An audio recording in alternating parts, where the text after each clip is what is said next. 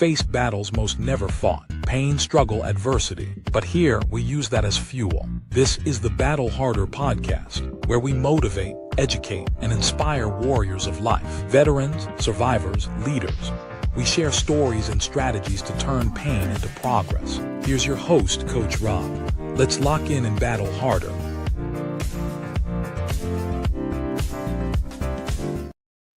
What is up, everybody? It's your host, Coach Rob, here at the Battle Harder podcast, where I hope to motivate, educate, and inspire you to become the best version of yourself. The man I'm speaking to today, I consider him a mentor of mine. I've been following him for a very long time. He's a father, he's a writer, he's a speaker, he's a business coach. He considers himself a free man, which I want to dive deeper into. So I'd like to welcome to the Battle Harder podcast, Sean Whalen. Sean, thank you so much for being here today. Thanks for having me, man. It's a pleasure. So before we get into all the good stuff, as I like to say, just give us a little background of who you are and what you currently do. Well, you can use Google for that or read my book. It's a lengthy story, but I run a company called Lions Not Sheep. Like you said, I'm a dad. I own a couple different businesses and enjoy, really living life to the fullest. So, maybe people don't know this, but what's your definition of free man? I know you have the free man tattoo, and I always loved that saying that comes from you. So expand on that for a little bit, please. Breaking it down to the simplest form, needing nothing. It's kind of a philosophy that I have with Lions Not Sheep is, we're obviously community-based people and we thrive in community. But I wanted to become an asset to where I needed nothing. I could have my finances in order, my life in order, my family, so on and so forth. So it's really at the simplest form and the simplest root of it, becoming an asset, not being a liability, and needing nothing from anybody so that you can pour into your community, your friends, your coworkers, your businesses, and being able to be a free man that way. And I think that goes into discipline equals freedom, right? Yeah, for sure. For sure. I mean, needing nothing, like being able to literally provide for yourself. Provide your own safety, provide your own food, provide your own everything. All the way down to the primal reality of power and water and electricity and being able to go and hunt, stuff like that. Yeah, I don't think nowadays people, especially young men, really understand the whole no one's coming to save you and what that truly means, which I think free man and discipline equals freedom really goes into. With Lions Not Sheep, if I'm correct, did you start that kind of late in your life? Like, what year did you start that? And, what was kind of happening in your life that you said, man, I need to get off my ass and start this business?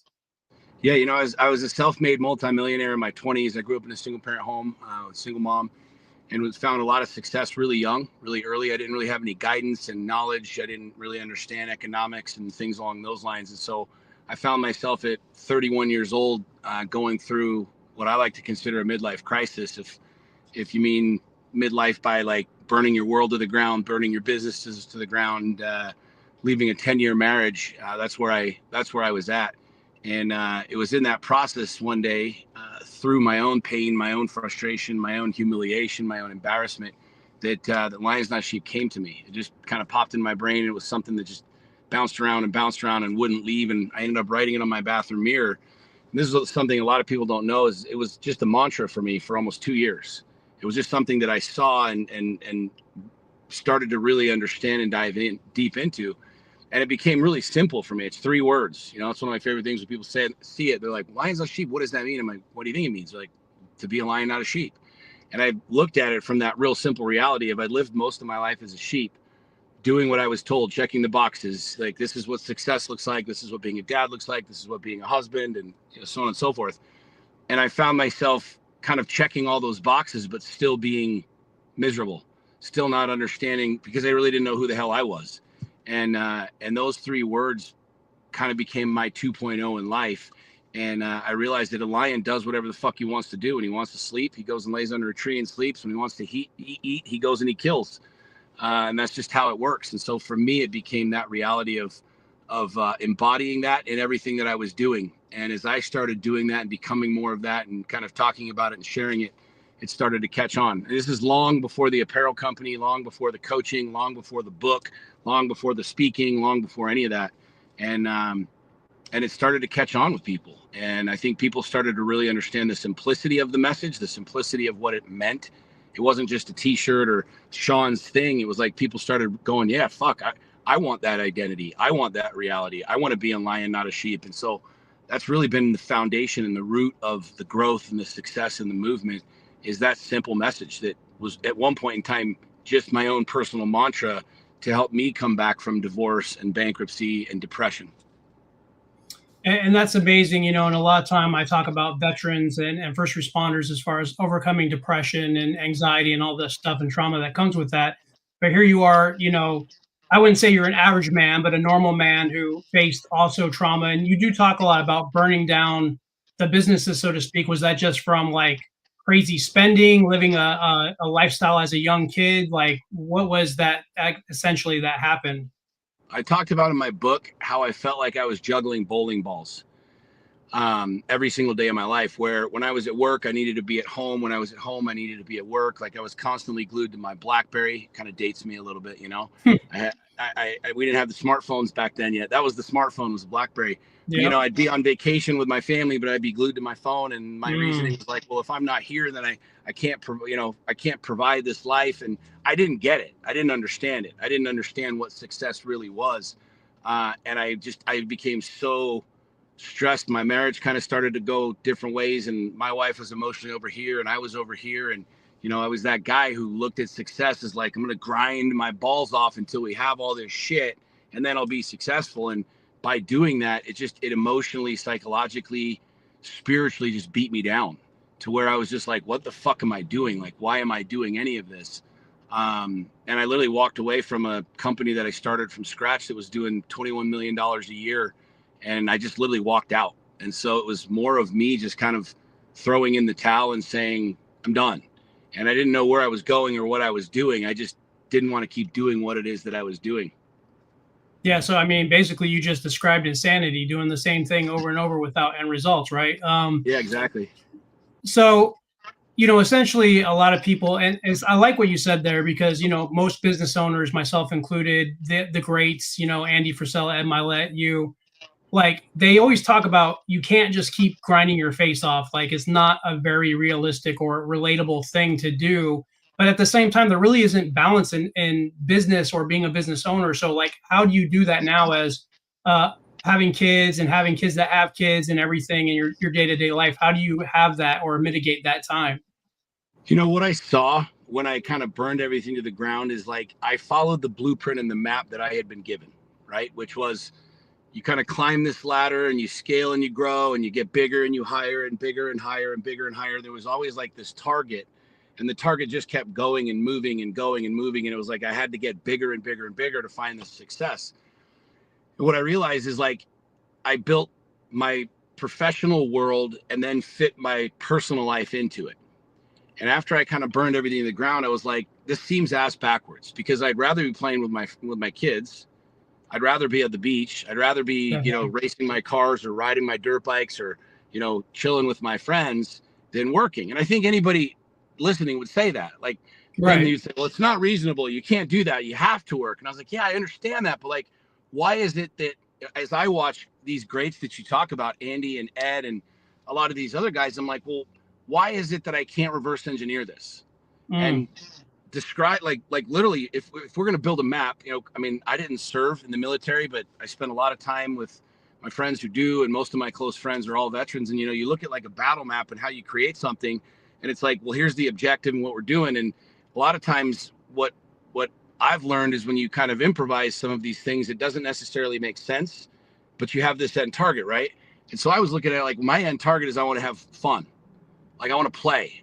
And so what would it look like if I built a business that would support that instead of building a business, you know, like that was first and primary? And so I started kind of reverse engineering business. I started looking at it saying, what kind of life do I want to live?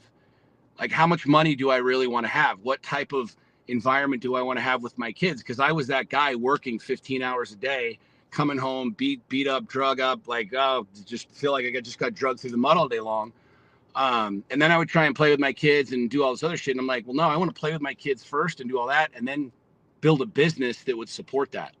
And that was like kind of the venture with Lions Not Sheep and my coaching and the investments that I was making and the things that I was doing it was like my family, my personal life comes first, and then I fit my business into that. And I figured out how to do it. And I got super clear on exactly what it looked like, and I built it.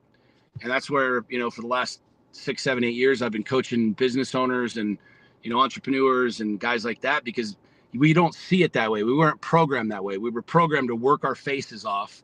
Yep. And then when we have leftover time, then we give it to our wife or our kids or this, that, or the other. And nobody really wants that model. So a lot of the guys that I work with, like, they'll be running companies and whatever else. And it's like, I'm like, do you really need to be doing all of these jobs within your company, or can you outsource them? Can you hire people? Can you restructure and reframe things? And when you're not seeing it that way, like, that's really what my gift is. And what I do well with business owners is help them, like, reframe what they're really doing, because I was that guy. I was the guy doing everything, micromanaging everything. And once I stepped back, I realized, well, shit, this thing can run by itself and run on its own because I put the right people in play. And then that allows me to then go live the life that I want to live. Do you think that comes from a point of being a man and just trying not to relinquish control? You know, a lot of times we want to control everything, right? So was that a big issue, like, in your life and in your business, trying to just control everything? Oh yeah, I think most dudes are that way. We're micromanagers, right? Especially when it's your baby. Like, when you start this and it's your company, like, I was involved in the marketing and the sales and the things and the hiring and the firing and all of this other shit, you know. And in case in point, with my investment company, when I started my real estate investment company, my first year I did $1.8 million in sales, but I was doing everything, right? And I thought I was successful. And then I had some pretty good sage advice from somebody, like, look, you need to get somebody to handle the operations. And so I hired a COO, and I turned over all of the shit that I didn't want to do, the hiring, the buying the phone systems for the office, like our CRMs, all this other stuff. And within year 2, we did $22 million in sales, because I just stayed in my lane and did what I was really good at. And I kind of relinquished all that. And it was hard. It's terrifying when you, like, hire people and start spending money and betting bigger and letting people do what they're good at. But that's been one of my biggest probably takeaways in business, is like, I could learn how to program a website if I wanted to. I just don't want to. So I just hire somebody to do it. I don't want to pay the bills and figure out this and this. I just hire an assistant and say, here's all the bills, go pay it. And it's made my life significantly more profitable financially, but also profitable emotionally, you know, mentally, spiritually, and psychologically. Yeah, definitely. I mean, having the most time on this earth with the people we love and the things we enjoy is definitely what's most important. And most of your top guys always talk about being able to, you know, ease a process, like you said, have someone pay the bills, have someone manage the day-to-day, so you can do what you have to do to enjoy life. And I like what you said about the team. You know, being from the military and from law enforcement, you always depend on your team. Your team is your life or death in any given situation. And so, you know, what does that mean to you from a standpoint of building a team for business to be able to be successful? I've done it really well, and I've done it really shitty. And I can tell you that when I step back and I allow my team to do what they're good at, we're the best. When I get myself involved in things and meander in things and kind of micromanage, we don't do well. But I think what's really cool is, like, I'm a visionary. Like, I'm the guy that can drive the vision and get everybody hyped and get everybody excited and kind of lay out the flow and the systems and the processes. And I think that what I've come to learn is that there's people. I used to hire people like me. I'd hire these jacked up, fired up dudes. I'm like, let's fucking go. That was a terrible idea. I don't need more people like me. I don't want people like me. I'm the only me. Like, if I put somebody like me in charge of spreadsheets, I'm fucked, because I hate spreadsheets. So if I hire a me, say, go handle the numbers, we're fucked. So I got to a really cool understanding about people's gifts and really understanding people's gifts, you know? And so, like, when I hire people now, like, I don't look at resumes. I don't give a shit about your resume. I'm like, what drives you? What motivates you? What excites you? Are you excited by money? Are you excited by praise? Like, are you excited about experiences? Or are you excited about financial reward? Because that really is important to the mentality and the psychological experiences you're going to have with employees. You know what I mean? How do you handle stress? Like, what do you do when you get pissed off? You know what I'm saying? Like, how do you handle this shit? And I think once you can kind of get a clear picture of who you are as a leader, I think one of the best things that most leaders do is we acknowledge what we suck at. Like we could talk about what we're good at all day long. We toot our horns really easy, but to step back and go, look, I fucking suck at this. So I need to find somebody that's really good at this and let them do their job. It's the most liberating, freeing thing you could do as an entrepreneur and a business owner. That's amazing. And so during this time of losing businesses, building businesses, losing marriage, having your kids have kids, which is a beautiful thing. So congrats on that. Thank you. Was there any like mental health issues, and what did you do to like stave off the mental health issues? What are some of the things that you do now? And we'll get into the fitness. I know you're a big fitness guy, so am I, but what are some other things that have helped you in your life to kind of stay grounded and not freak out when everything seems like it's crashing around us? Well, I'd love to say that I don't freak out. Sometimes I do freak out. You know what I mean? I don't think there's this linear line.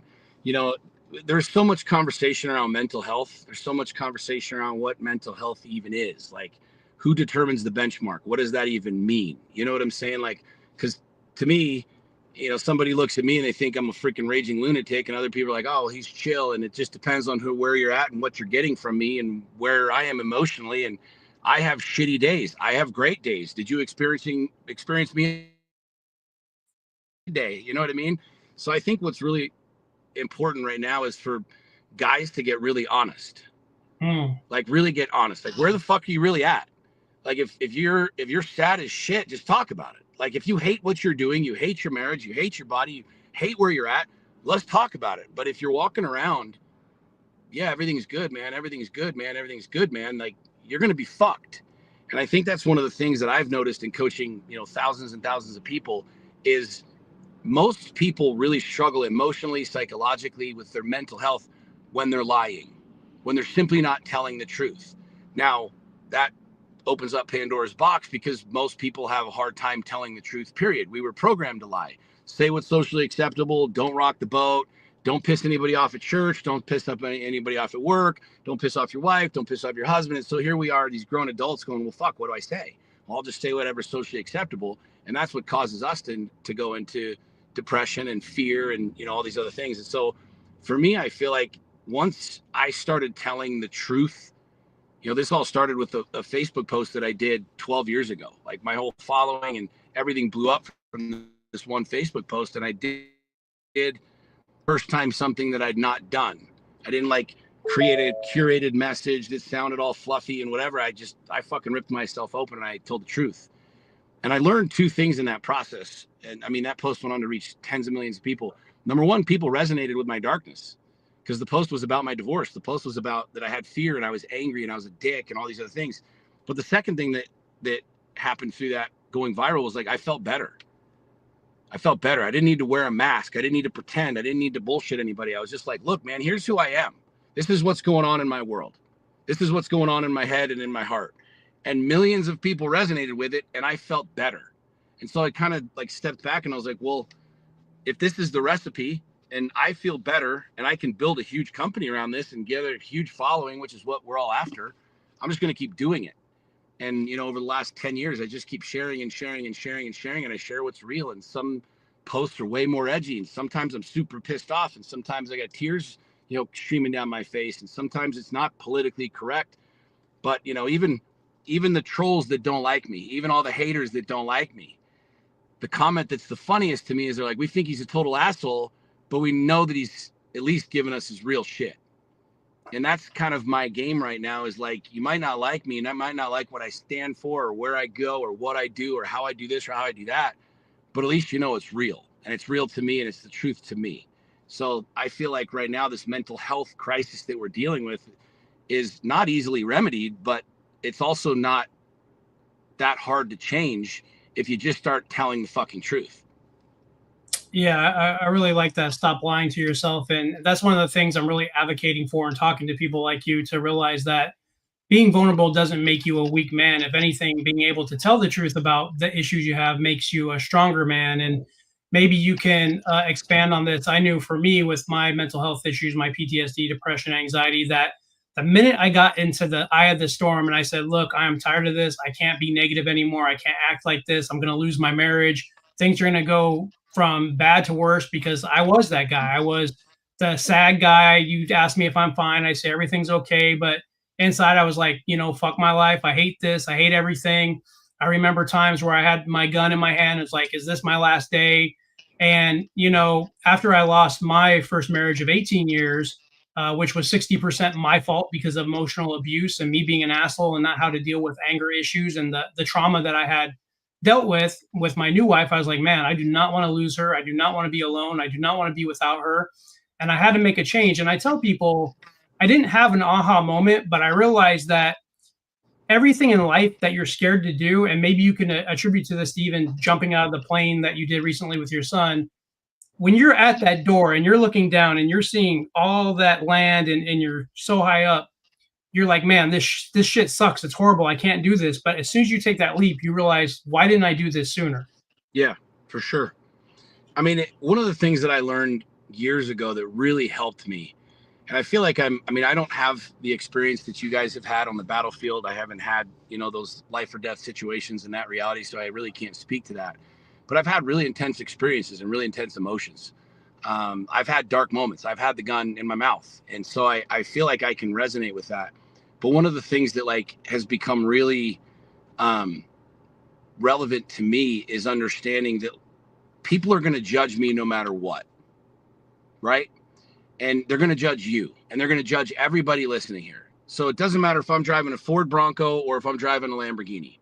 Somebody's going to judge me for whatever. If I'm jacked, it's because I take steroids. If I'm fat, it's because I'm a lazy piece of shit. If I'm rich, he's a snake oil salesman. He's a trust fund baby, whatever. If I'm poor, it's because I'm undisciplined and I'm, stupid. And so a couple of years ago, it kind of hit me. I'm like, no matter what I say online, there's going to be people shitting all over it. No matter what I drive, there's going to be people shitting on it. No matter what I say, no matter what I do, no matter what I wear, people are going to judge me. And I just kind of had this moment where I was like, well, if that's the case, then I'm just going to do whatever the fuck I want to do and let the chips fall how they fall. And it just became this real powerful moment for me where I realized I don't really share a lot of the things that I share to try and garner all of these fans and friends and get this following. I share what I share because it's my reality. And it's kind of like the lighthouse. I talk about the lighthouse a lot. Like, a lighthouse shines its light no matter what. It's got seagulls on top of it shitting all over it. It doesn't stop shining its light. Like, the boats are coming in and crashing onto the rocks. The lighthouse just keeps shining its light. And so that kind of became an epiphany for me where I realized that I'm going to be judged no matter what. So I'm just going to do the shit that I want to do that makes me happy and let people say whatever they want to say. And I respect that. And I think more people need to be their authentic self, especially with me, with growing my business, my brand, my company. I've never sugarcoated anything. There's no reason to show a highlight reel. I might as well show you the good with the bad. And that just reminds me, have you heard of the saying, choose your hard? Yep. So that's essentially choose your heart. Are you going to choose the heart of being lazy, fat, sick, undisciplined, or the heart of being in shape, hard to kill, have everything you want? At the end of the day, we have one life, and it doesn't matter who judges you. I always say, if you don't have haters, you're not doing something right. So true story. I commend you on that. So let's go on a little bit about being a father, what that's like for you and what that means as what you're trying to show your kids as a man, as a leader, and what it's like to be a newly grandfather. Do you go by grandpa? Well, he's too little to call me anything yet. So I haven't decided. Like, my daughter was like, what are we going to call you? Like, kind of all the grandparents picked out their names or whatever. So I'm still undecided on that. But we called my grandpa Pop. And so I was like, let's call me Pop. But we'll figure it out. He'll call me whatever he wants when he gets older. So how the things that you do now, from building a business and losing it to growing a business now, coaching, speaking, writing a book, how has that instilled your leadership onto your kids and what your kids are currently doing and trying to do with their lives?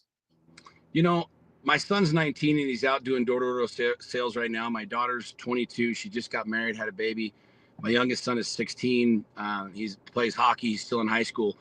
One of the things that I learned after kind of my 1.0 to 2.0 is as I mentioned earlier, when I wanted to build the life and then build the business to support it, is like, I wanted to do something where my kids could be involved with me.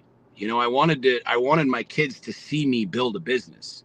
I wanted them to see me struggle. I wanted them to see me bet on myself and go big. And that's one of the things that I'm grateful I did, 12, 13 years ago, as my kids were significantly younger, is I involved them in everything. And that's something where some people say, well, don't, or this or that. And I don't really give a shit what people say. Like, I know how my kids are, and they're phenomenal, and I built it the way that I wanted to build it, but I don't sugarcoat and hold anything back from my kids. Like when I'm building a business or I'm growing, and my kids, like with my apparel company, before we, blew up, my kids were making all the shirts. So they'd make them, and I'd have them write the notes to the customers and package them up, and we'd, send them off and stuff like that. So they got to see me go from like one heat transfer machine to 2 to 4 to 6 to 7 to then warehousing everything, and $180,000 orders and racks and 1,700 different SKUs and thousands of orders a week and all this other stuff. And I'm grateful that I did, because they saw me grow, they saw me win, they saw me get my face kicked in. And I think it's really important to show your kids. I say this all the time. Don't tell your kids about life. Don't be a man who's like living a shitty life, who looks like shit, who doesn't love what he does, like, and then tell your kids to go dream big. I mean, it's like, it's as ridiculous as you could get. So I just made the choice years ago, like, I'm going to show my kids a father living his dreams. Like, I'm going to race cars. I'm going to go to Baja. I'm going to do the things that I'm passionate about. I'm going to speak from stage, and they're going to be standing there right with me. They're going to be sitting right with me. And that's something that I'm grateful that I did. And my kids are, I mean, they're fucking amazing. They're absolutely thriving. They've all been on stage with me since they were little. Like, wow. I've brought them into all of the events. I mean, my daughter, it was really cool. My daughter got home from a Mormon mission about 2 weeks before my last big event that we had Jordan Peterson come to. And one of the highlights of that event was we were backstage with Jordan, and my daughter walked up to him and handed him a Book of Mormon. And I was I was like so fucking proud of her, because I'm like, here's this 20-year-old young lady who's a woman of faith, because I'm a man of faith, going up to this other man of faith and saying, here's something that I believe. This is something that has helped me and changed my life, and handing him this, testament of what she believes. And I was just like, fuck, dude, like, that's the game. Like, that's what I've tried to raise my kids to do, because they've seen me share my witness and share my testimony about God. And, now they're doing the same thing. So I really feel strongly about this, that as parents, we can't be hypocrites. We've got to show them life, because they see it. I don't remember a lot of the shit my dad told me, but I remember what he showed me. I remember what he showed me far more than what he told me. And so I know that if my kids are going to observe the same way, I want in 20 years for them to look back and go, you remember Dad crashed that Razor and flipped it and he almost died, and he started this company and did this thing and did that thing. And remember when we were in Hawaii and we jumped out of the plane and we went and shot an elk and drug it 2 miles down the road. And that's what I want for my kids, is for them to see a man living his life, building his dreams. I love that. And I have a daughter who is 25, who's going to be getting married soon, a son who's 24, and then my 13-year-old. And talking about leadership, one of the greatest things I love saying on this podcast is my kids have always saw me go to the gym constantly. From the time I got out of the military, I got depressed. I blew it to almost 300 pounds, and fitness essentially saved my life and put me back in the fight, back in the game. And when I had my son this summer, the first thing he said to me is, Dad, can I go with you to the gym? And that just lit up my heart. I took him to the gym, and thinking that, he's going to quit on me and be like, I don't want to do this anymore. He just smiled at me. He said, when can we go again? And he's been consistent with me going to the gym. And I just really want men to realize that we have to lead by example, that if we're going to have this future, be better for our kids and our kids' kids, men have to start standing up. And I think sometimes that's why you particularly and the other guys that I respect get a lot of hate, is because you do go against the grain. It's more of that old school way of thinking of, you're going to treat a woman a certain way. You're going to, tell your daughter that you love them, tell your kids that you love them, tuck them in at night, be vulnerable, be strong, be all the things that a man needs to be. So going into that with fitness being a priority, how has fitness helped you in your life, helped you in your business, and helped you be a better man? I mean, it's obviously an outlet for me. It's a place that I can go and blow off steam and handle whatever I need to handle emotionally. I think a lot of guys understand that. That's why I love fighting and I love MMA and I love training and sparring and stuff, because I get to go and get punched in the face and punch guys in the face and have a really good time doing it, you know? But my kids, obviously, like my son and I banter back and forth because he's 19 and he's getting jacked. And so he'll send me a picture with his shirt off and I'm flexing with mine. And he's like, Dad, you're freaking jacked. And it's not only been great with my kids, with my son specifically, but I truly believe as a leader, like I've never asked anybody to do something that I haven't done myself. I've never asked anybody to walk into a storm that I haven't been in myself. I haven't asked anybody to do a workout that I haven't done myself. And I really believe that, like, if I want to help my children become excellent, then I need to be excellent. And if I want to help my tribe and my people and Lions Not Sheep and all my clients in the Lion's Den, you know, I don't want to be that hypocrite. And so to me, it's like, I want to build the best version of me because that's the best example. Right? Like, I'm not saying, hey, you guys should all go get in shape while I'm not. I'm like, hey, man, I'm fucking jacked. Like, what are you waiting for? Like, what the fuck are you doing? Like, let's go, you know? And that's something that's important to me. And you catch a lot of shit for it. And it's only from one segment of the market, which is the guys that aren't in shape. But the guys that are in shape know the discipline and the consistency that it takes to build and weaponize your body to look and perform and act a certain way. So to me, I get far more messages from dudes that are like, dude, it inspires me because this isn't a fad. I'm not just like getting in shape to go to a photo shoot for a deal. Like, I've had a six pack for the last 6 years, you know, and I'm 46 years old and I've had blown out both my knees, spinal stenosis, you know, spine surgery, shoulder surgery, like the whole thing. So I really feel like as a man, like I want to be the example. I am the example, not only for my family, for my sons, for my children, but for my tribe, for my people, for the people that want to step into something bigger. I want to be that guy that's the example. And I love that. And, you know, I'm the same thing. People think I'm crazy when I talk about how, you know, in the military, I've had back injuries, knee injuries, like all kinds of shit that happened to me.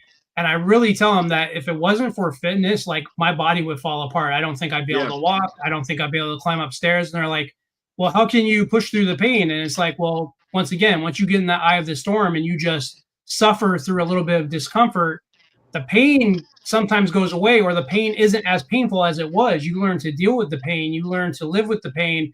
And then that pain becomes your ally and you become a bigger, better, stronger person. Would you like to expand on that? Yeah. You know, I mean, you said choose your heart, choose your pain. I mean, guys, like if you're listening to this and you have man tits, it's probably painful to look at yourself in the mirror. I mean, I'm not trying to be a dick. That's just truth. You know what I'm saying? You go to the beach and you have your kids playing around and like you can barely freaking waddle out of your beach chair. It's like, that's painful. It should be. You know what I'm saying? And so choose your pain. Like I blew out my shoulder 2 years ago and my bicep, and I was at the gym the next day. I had my arm in a sling and had shoulder surgery, and like I was just doing legs because I'm like, to me, this is habitual. This isn't just a fad. It's my life. It's who I am. So when I'm 50, when I'm 60, when I'm 70, it's like, what's the game going to be there now? You know what I mean? Like, how am I going to show up then now at that point in time, right? But I really feel strongly that like, same thing you just said, like going through the pain. Everything's painful. It's painful to be broke. It's also painful to get to a situation, and this might sound really stupid to some people. Like I had when I was buying my Lamborghini, I was like torn between these two colors, and I was stressed. I'm like, fuck, I don't know which one. And that sounds cheesy to some people, but those are the kind of problems I want to have. Like that's the problem that I want to have, is which Lamborghini do I buy? And if that pisses you off or you think I'm an egomaniac, maybe check yourself and ask yourself why. You know what I'm saying? Like those are the kind of things that I want to have. Well, there's people that are trying to give me a break. Like if you're moving forward on a level of excellence and you don't look at yourself in the mirror and say you are the fucking baddest ass version of yourself, then you haven't gone far enough. You haven't done enough, like plain and simple. So get to fucking work until you can look at yourself and be like, I'm a bad motherfucker. That's what it is. That's what it boils down to. And I think that's that mindset. Like I don't wake up in the morning going, yeah, I'm so excited to go to the gym and work so hard that I throw up. Nobody does. But guess what? I just spent 3 weeks in Hawaii with my shirt off damn near the entire time. 99% of the people, especially the men, I was way more jacked than any of them. And I'm walking up and down the beach with my shirt off, going in and out of the grocery store, and everybody's looking because I'm fucking shredded. And people look because you're an example. You're the excellence. You're the 1%. And I think a lot of people, especially men, they just have these egos with it. And it's only the dudes who haven't done it. Mm. Like when I bought my Lambo, I didn't share it on Instagram. I didn't share it at all.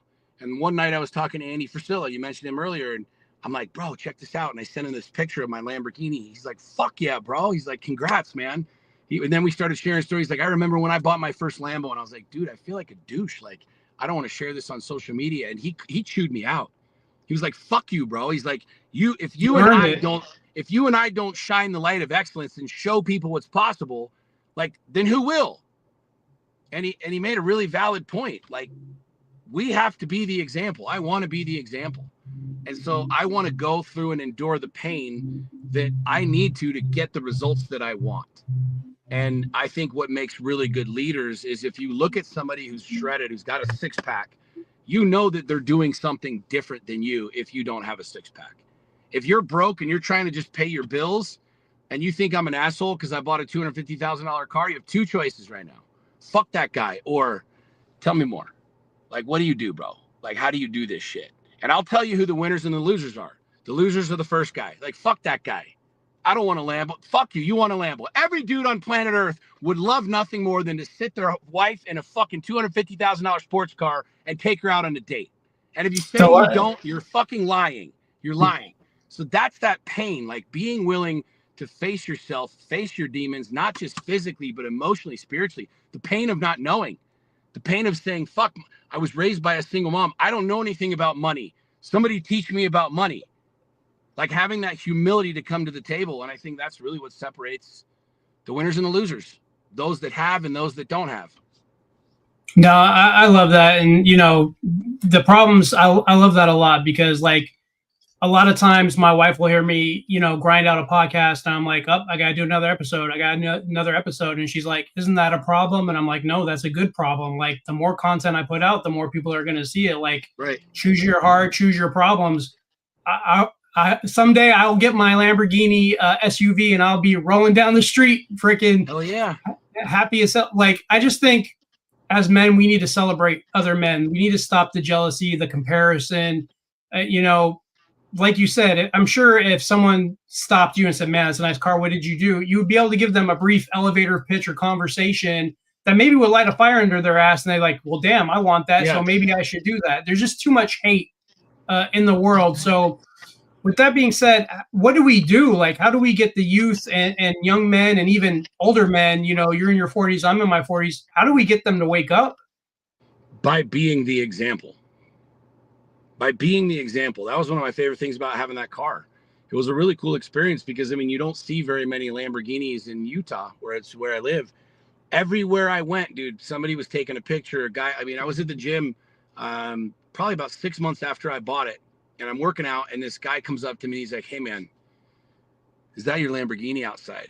And he said, yeah. And he's like, dude, that is such a sweet car. He's like, that's like, I had a poster when I was a kid of the Lamborghini. Like, that's been my dream car. I was like, really?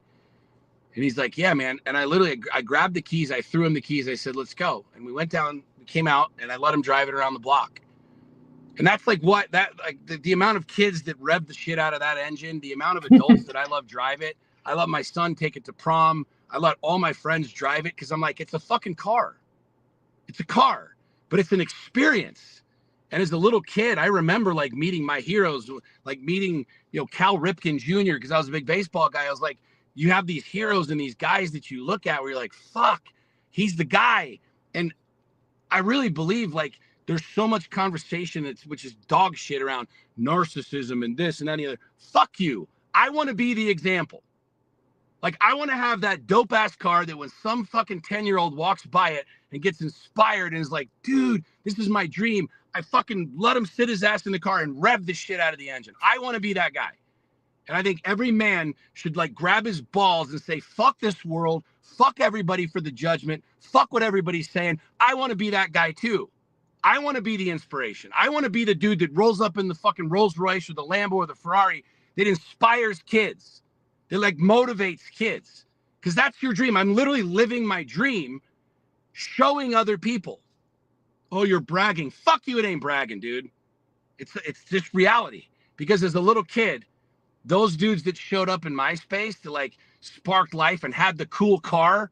You remember when you were a kid and like you saw a cool car and like somebody let you sit in it and you got like, I'm that guy today.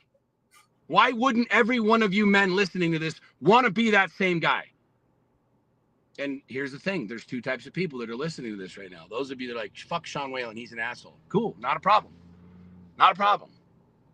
Or the dudes that are like, fuck, man, I'm sick of hearing this dude talk about this shit. I'm going to go do it.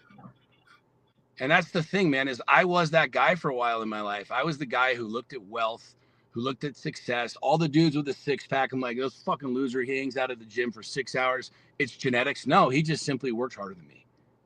He simply did the shit that I wasn't willing to do. And at the end of the day, that's really what we're all being called to as men is like, okay, do you want to be average for the rest of your life or do you want to be the example? I want to be the dad. I own a 500-acre ranch. I want to be the guy that 75 years from now, when I'm dead and in the ground, my grandchildren and great-grandchildren are sitting around the fire of the 500-acre ranch that I bought, that I built from scratch, telling stories about grandpa and great-grandpa. I want to be that guy. And I think most men right now are just too chicken shit to step into that reality. They're too afraid. They're scared of the judgment. They're scared of everything. And I think the more men that step into this, that say, fuck, I'm going to be the example. I'm going to literally follow the guys who have what I want, who built what I want, and I'm going to like do whatever it takes to do that so that my kids can look at me and I'm their hero. I want to be my kid's hero. Fuck Superman and Batman. I want to be the superhero to my kids. And why wouldn't every man listening want to be their children's superhero? Why wouldn't you want you to have the Batmobile? I had a blacked out Lamborghini. It was fucking sick.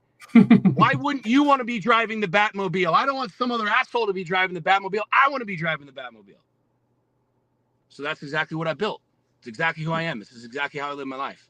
That's beautiful, brother. I love that so much, and nothing but respect for you with that, because I don't know. Sometimes I don't like the term built different, but I guess sometimes men are just built different because you have one life. Time is not finite, unfortunately. One of those days you're going to come to terms, and why have a life of regret? I was just talking to my wife about this yesterday. I'm like, I just started this business about a year ago, and, I'm doing what I can to become successful and putting in the reps and not listening to the naysayers or the people that say like, well, why aren't you making money, or why aren't you doing this, or why aren't you doing that, and just keep my head down and do what I have to do. And I remember telling my wife yesterday, I'm like, I was really upset. I was having a bad day because I still have bad days too. And one thing I want to tell my community that I tell them all the time, my trauma didn't go away. Okay. I still have PTSD. I still have depression. I still have anxiety, but I do the things and I have the tools needed and necessary to be able to have a good days. And we stack up more good days than bad, we have a better life. Yep. And I'm essentially bitching to my wife. I'm like, whining and crying. I'm like, we need to travel. Like I'm very, very, very time conscious for some reason. I'm like, I want to go overseas. I got so much shit I need to see before I die that it's not even funny. So for men, I guess older, near our age, I'm 47. For those that are just starting a business and they really think like they don't have time to be successful, what would you say to them? It's so funny you asked that. So you know who Grant Cardone is, right? Of course.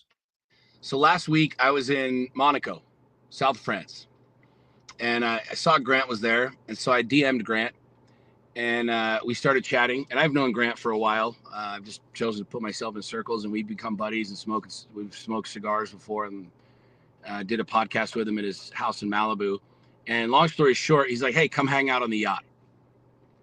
So I got to go down. They picked me up in the tender, and it's crazy. Monaco's insane. If you ever want like to understand real opulence and like just be super motivated and inspired, go to Monaco. It's fucking amazing. But it was almost a traffic jam of yachts.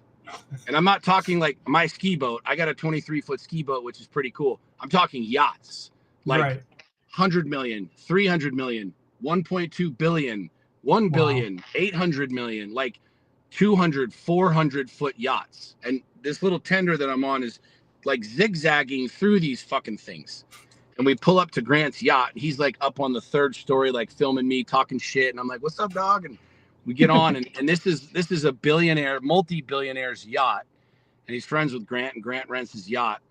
And he's spent the last 2 weeks like yachting there all over the south of France. And as we're sitting there smoking, he's like, you want a cigar? I said, sure. We're sitting there smoking a cigar and having an awesome chat. And we were talking about life, and he was talking about, asking me about the divorce, and he didn't even know I was getting divorced and going through some shit. And he looked at me, he's like, how old are you? I was like, I'm 46. And he smiled and he started laughing. He's like, bro, you have so much time. And what's crazy about this is I say the same thing to my kids. So I do these Q&As on Instagram, and people are like, oh, I'm 22. What do I do? And I'm like, go travel the world, cuz like you have so much time. And I got like punched in the mouth with my own freaking medicine by Grant Cardone. And he's like, bro, he's like, I'd give anything. I'm 67. And he's like, I'd give anything to go back and be 46 again. He's like, you have so much fucking time. And in my mind, I don't think that way. I'm like, oh God, yeah. And all of a sudden I kind of step back and I realize like I've achieved more in my 46 years than most people will in 460 years. Wow. And so it's like, I'm super hard on myself, but like, if you're starting now, like, and if I live to 90 years old, like, you know what I'm saying? I'm barely halfway through this game. So when you zoom out and you look at it, like, I don't care if you're 40, 45, 50, 55, there's nothing stopping you from starting something super fucking dope and building a completely new world and a completely new life for yourself, regardless of how old you are. The only limitation is your brain, because that's how it works. You know what I'm saying? Like the average age of a billionaire is 64 years old. Wow. And I'm 46. So I'm like, man, I got like almost 20 years to become a billionaire. And when you look at it that way, I'm like, fuck, I got a ton of time. I'm like, let's get to work. I like the idea of being a billionaire. I like the idea of being able to take my plane to the south of France to hang out on my boat. I like that idea. You know what I'm saying? So it was really cool just you asking that question. And literally not even a week ago, sitting with Grant Cardone on I don't even know, $400 or $500 million yacht. And Wow. he asked me the same question. And he kind of like hit me with that truth. Like, dude, you got plenty of time, man. You got plenty. And Grant's a billionaire. I mean, he's crushing the game. But it was a really cool experience, and it helped me really kind of calm down a little bit and realize, like, I've got ups and I've got downs. I've made millions. I've lost millions. I've made millions. I've lost millions. And he's like, dude, I've done that for so long. And the other thing that he said too, and this is just for everybody who's out there who's our age, he said, I didn't really start making good money until I was 50. Wow. He's like, that's when I started making good money. So I was like, all right, cool. I get that. And he's like, I've worked my ass off my whole life. But he's like, I didn't start making big money, like real money, until I was 50 years old. Well, guys, you heard that here first. Time is not an issue. As long as you have breath in your lungs, you can do what you have to do to be successful and try to live that purposeful life. With everything you got going on, what's coming up down the pipe for you, or what's next? Oh, dude, just enjoying being a grandpa, building my ranch. We're trying to get the ranch done here in the next couple of months. We got some really fun projects. There's some the blue collar space, the service space industry space is a really unique thing happening right now, because there's a massive shift in AI and technology that's been going on the last 10 years. And so it's opened up a huge window of opportunity in the service based industry space. So we're going to be investing in quite a few companies there, and buying some companies and doing some deals in that space. But I'm just excited, man. I'm excited every freaking day. Like, I wake up, I'm like, all right, let's go. Some days are shitty. Some days I'm like, fuck today. I'm going to go take a nap, but I mean, I'm extraordinarily blessed. I'm healthy. My kids are healthy. The sun is shining. I still have running water. I got a couple nickels to my name. I've got a beautiful, beautiful family. I have some amazing friends. So like, when I zoom out and look at all that, like, and I realize that I get to do this, that's something that I say to myself very regularly. I don't have to go to the gym. I get to go to the gym. Right. I don't have to work. I get to work. I don't have to do this. I get to do this. It's kind of reframed everything for me. And so I do a lot of things that I get to do, and it's really cool. So with that being said, I love reframe, and I use that all the time when I'm coaching clients or talking to people and everything. Is that I always say you have to have a limitless belief system, not a limiting belief system. And I love Yeah. the statements that I get to, or I can, or I will, versus I can't, I don't. How is gratitude important to your life? As you just said, you wake up thankful for everything, and does that go in term with your faith as well? Yeah, it's the first thing I do every morning. I kind of have a morning routine, but the very first thing I do every single morning when I get up out of bed is I kneel down and I pray and I express gratitude. I give thanks. It's the first thing I do every single day. Doesn't matter where I am, doesn't matter what's going on in my life. Like, I pray and give thanks every single day. Guys, and I want you to, when this is live now, but when this airs, like in the podcast section on Apple, Spotify, all the places it airs, go back and rewind that part, because I keep saying to you guys, and I don't think you're listening to me, the importance of gratitude. Gratitude is what literally pulled me out of my darkness. When Yeah. I started going to bed and saying three things, and I keep telling you, even if it's the three things all the time, it's fine. I love my wife. I love my car. I love my house. I love my dog. I love my kids. Thank you for giving me breath in my lungs. I have, running water. I have food in my belly. I can go wherever I want. No one's hindering my freedoms. That's a beautiful thing. Most of us don't realize that the things we have in our life, we have a lot more than most people. And instead of appreciating that, you're like, no, I got to hate on this person, or I got to throw internet hate on this, or I got to cause this kind of chaos. And it's just, you're wasting your energy. You're just wasting your time on fruitless and thoughtless things. So the Yeah. last comment that I always ask my guests before I end the show is, what is your definition of turning pain into progress? What is my definition of turning pain into progress? The first thing that comes to my mind, which just popped in, is ownership. Like owning who you really are. Like being able to look at yourself in the mirror, and regardless of what you see, regardless of what looks back at you, owning it. That's you. And I think a lot of people have a lot of pain with that. They have a lot of regret. They carry a lot of shame. There's a lot of woulda, coulda, shoulda, wish I had experiences. And I think if you can look at yourself in the mirror and be like, I get to do this day. I get to literally recreate myself every second of every day.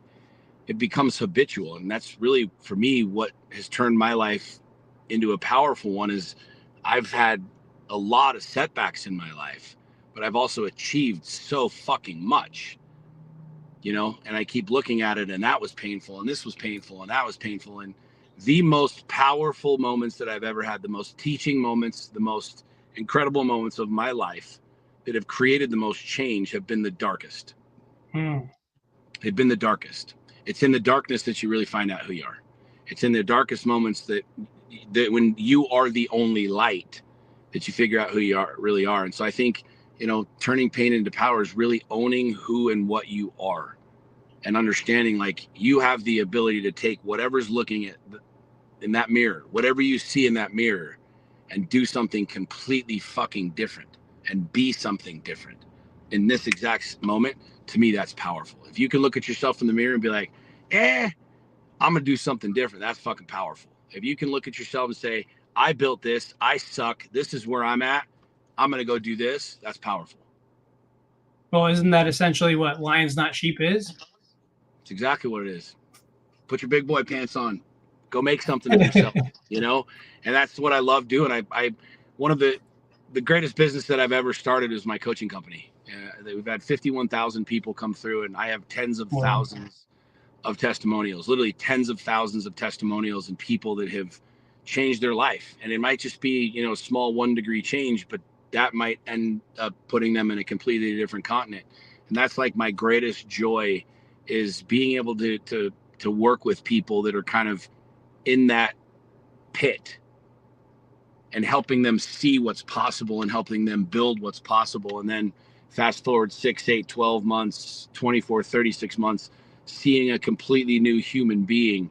There's nothing that brings me more joy than that, because I was that guy 13 years ago. I was that exact guy in the pit, followed a path, followed a model, had somebody punch me in the face, kick me in the ass, and help me get out. And now I get to do the same thing with people. And it's one of my greatest accomplishments and joys is what it is that we're doing with Lions Not Sheep. And that's why I do what I do, because I truly believe when you have a service mindset, not for the money, but to what you can give back to people and pour into people, it really is an abundance of, you just get back so much greater, like Grant Cardone would say, 10 times greater than anything else. Yeah. And, you know, I truly love helping people, especially from being a veteran and a police officer and all the shit I had to deal with. And I just want people to know that you are enough, you're good enough. You just have to bet on yourself and go out there and do what you have to do. So Sean, I really appreciate you taking the time to do this. Great conversation. I can't wait to repost this to all streaming platforms. And I hope everybody gets some sort of value out of this. And thank you for being on the Battle Harder podcast. Thanks for having me, man. All right, brother. You take care. You too. You've just heard another battle-tested conversation. Now it's time to take action. If this episode lit a fire in you, subscribe on Spotify, Apple, iHeart, or YouTube, so you never miss a moment that could change your life. Want to go deeper? Connect with Coach Rob at BattleFittedBrand.com for coaching, gear, and tools to help you turn your pain into progress. Remember, life will test you, but you're built to battle harder. Until next time, stay locked in, stay ready, and keep showing up.